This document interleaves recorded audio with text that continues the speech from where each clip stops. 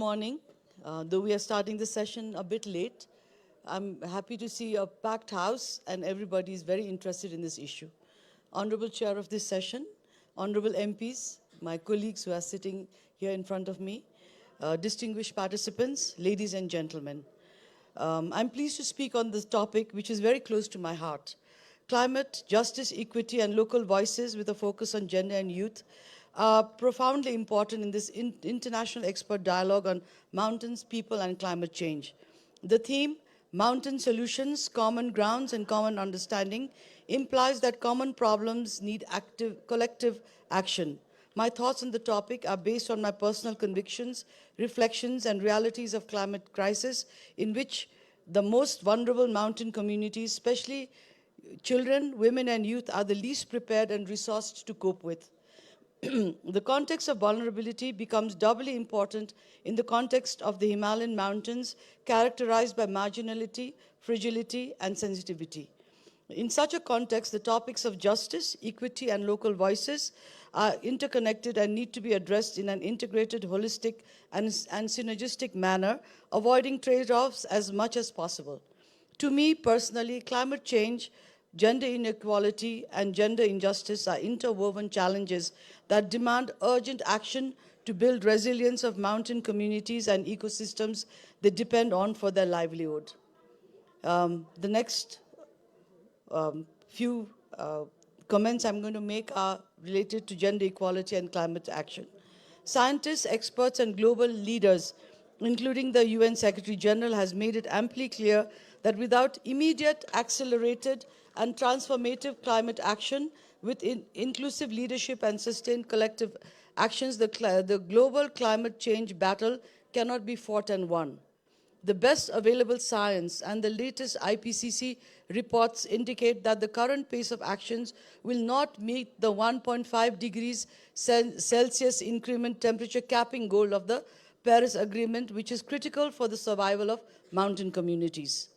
This below 2 degrees Celsius goal also will not be met without gender equality and the full contribution of women and youth. Women and youth comprise more than 2/3 of the global population, and in mountain regions even more so. They provide adaptive, resilient, and scalable solutions to address the existential threats brought about by climate change, especially in the mountains. We have seen in both developed and developing countries where there are more women in leadership, the labor force and agricultural and natural resource management, both the development and climate actions are of better quality. The role of women in mountain environment. It is clear that the Himalayan mountain region, agricultural and natural resource management is not possible without women's leadership, the hard work and the exceptional resilience. Due to increased male youth migration, the women and girls have no choice but to take up the mantle to fight various existential crises, among which climate change is only one. Poverty, hunger, pollution, pandemics, failure of harvests, land degradation, and biodiversity loss are other persistent crisis issues in the mountains. The recently released SDG Progress Report by the UN clearly states that under the current trend of progress, it will take 140 years to achieve equal representation of women in leadership role and 300 years to achieve gender equality. Obviously, in mountains, achieving these goals will take even more years. In the meantime, climate change risk in the mountains is at the tipping point. At the current rate of temperature rise, with every subsequent year becoming warmer than the previous year, the Himalayan high mountains are experiencing irreversible and permanent change in snow and ice cover, permafrost melting, biodiversity loss, and disaster scenario due to climate-induced hazards, including the risk proposed by glacial lake outburst phenomena. Therefore, the need to provide women equal rights and youth the motivation and resources to join in the battle to fight climate change, as Greta Thunberg and thousands of followers are doing globally, is not only necessary, but urgent and compulsory. So thus, I'm very happy that this dialogue is taking place in Nepal, and I hope the impetus of this issue will be carried forward henceforth. challenges and opportunities in achieving gender justice. This is going to be the next phase of what I'm going to talk on. While taking up the issue of climate change-related gender justice in the mountain context, the role of mountain women need to be recognized the most. To me, they are the unsung heroes in the climate battle in the mountains. From the rugged terrains of the Himalayas to the enchanting and challenging landscape of the Andes, women and girls in mountain communities play a crucial role in sustaining lives and livelihoods in difficult, harsh, and risky lands that are becoming further challenging due to growing hazards and risks posed by climate change. Women are the protectors of the land, biodiversity, and traditional knowledge. While men often migrate to urban centers in search of work, women remain behind, managing the workload at home, tending to families, overseeing mountain farms and small-scale businesses. In Nepal, where authors have highlighted the issue of feminization of agriculture and forestry, their roles as farmers, forest users, market sellers, business women, artisans, entrepreneurs, and community leaders position them to contribute significantly to innovate and provide nature-based and human co-created climate change adaptation, mitigation, and disaster risk reduction related solutions. And as an aside, as I was waiting for this session to start, I had the opportunity to talk with some of the deputy mayors who are at the front of this, and I was very, very impressed by what they had to say, and I hope everybody in this expert dialogue is going to be listening to them very closely. However, the mountain women, poor indigenous people, and other disadvantaged groups face common challenges. They are among the world's poorest and most marginalized. Social inequalities, gender discrimination, and traditional hierarchies hinder mountain women's rights and girls' progress. They often lack basic rights, access to credit, education, social protection, technology, and information. Their participation in household decisions is limited, let alone broader community decisions. Though women represent nearly 50% of the agricultural workforce in low economic countries, yet 70% of them still face discrimination. They encounter additional barriers in their work compared to men. Added to this is the growing impact of climate change on their lives and income. This affects everything from tourism, agriculture, education of children and health, to drinking water supply, etc. Mountain women and youth as agents of change. This year's International Mountain Day highlighted Women Move Mountains to protect this vital part of our environment. Mountain women sustain social, economic, and environmental development in mountain areas.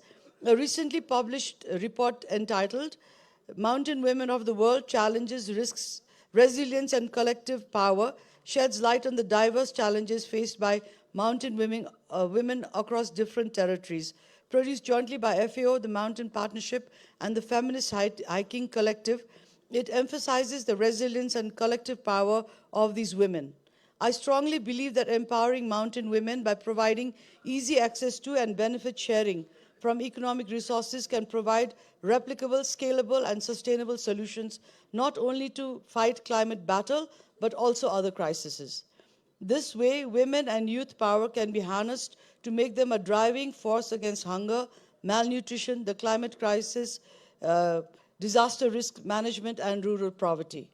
Therefore, efforts should focus on promoting empowerment and recognizing the critical role mountain women play in sustainable mountain development and ensuring that their collective voices are heard and considered in decision making.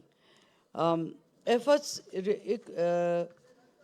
required include collaborative policy making, creation of accessible instruments with funds and technology. Mountain women, marginalized groups, and youth collectively can be a force to bring about sustainable conflict management, disaster responses, pandemic management, socio-economic solutions, and climate actions. Mechanisms and forums such as this to listen and respond to growing youth voices are crucial to come up with sustainable climate solutions. After all, we have to ensure that we currently live in a world that is livable for them in the future. They represent the future and advocate for intergenerational justice. Climate change affects young people disproportionately, especially in harsh mountain regions, and the activism and collective power have to drive the change they want. Therefore, let us listen to youth leaders who inspire us to take bold action. Similarly, listening to the voice of local communities is critical as they are on the front lines of climate impacts. Their voices and continuous engagement matter a lot. Indigenous knowledge, traditional practices, and local innovations contribute to building climate resilience. The time has come to document and strategize responses to the negative impacts of climate change at all levels of government. Similarly, we need to collectively work on the following. One, to develop a framework within which mountain countries collaborate with mountain specialized global and regional agencies in order to understand better the changes occurring in mountains and comprehending the challenges they face therein, to advocate for better action to reduce the risk and build resilient mountain communities, to maintain the vital mountain-based ecosystem services for the welfare of the billions of people living downstream, to further better communication of the anticipated impacts of climate change in mountain to global communities within the ongoing UN Framework Convention on Climate Change, UNFCCC negotiations. Further, I think we need to bring together all the major mountainous countries in the Hindu Kush Himalayan region, the Andean, Alpine, Pamir, and Atlas regions are on board for meaningful support and to ensure solidarity to enable this alliance to achieve the goal of securing global attention and support to the mountain ecosystem and mountain populations, to document and analyze climate change scenarios and impacts in mountains and highlands, to gather best practices and information about local knowledge, and to propose options available in the preparatory meetings of the multilateral environment agreements, the MEAs, the subsidiary bodies, SBIs, and the subsidiary bodies for scientific and technological advice, the SubStar, leading up to the final agreement, to include such outcome in the form of a resolution on specific climate-related instruments, mechanisms, and programs for mountains that might then be included in the legally binding agreements under the UNFCCC and or the multilateral environmental agreements. In conclusion, I would like to state that that mountain women and youth, including the indigenous people, have to be enabled not only in adapting to climate change, but actively contributing to nature conservation and sustainable livelihoods development efforts. Their resilience, collective power, and determination make them indispensable in the fight against climate challenges. I call upon all participants here and the larger mountain leaders community and experts to support these unsung heroes and harness their immense energy for a sustainable future. In closing, gender climate justice requires gender equality, empowerment, capacity building, youth engagement, and the acknowledgement and use of traditional and local wisdom. Let us work together to build a sustainable, equitable future for all mountain people. Thank you. I thank you all.